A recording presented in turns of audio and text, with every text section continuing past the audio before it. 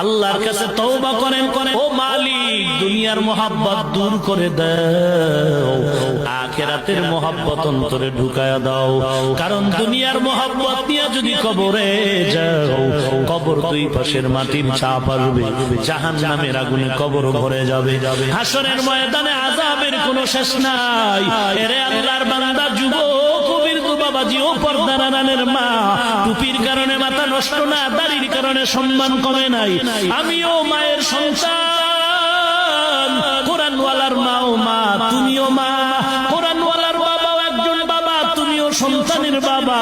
মাদ্রাসায় কোরআন পড়ে সম্মান কমে নাই রে বাবা। দেখো আমগো মাদ্রাসায় খবর নাও, কত র্যাবের ছেলে কোরআন পড়ে, আর্মির ছেলে কোরআনের হাফেজ, ডিসির ছেলে কোরআনের হাফেজ, এসপি সাহেবের ছেলে কোরআন পড়ে। কারণটা কি? বলে দুনিয়ার সব কামাই করলাম, কবরে যাওয়ার পরে কোনো কামাই করতে পারলাম না।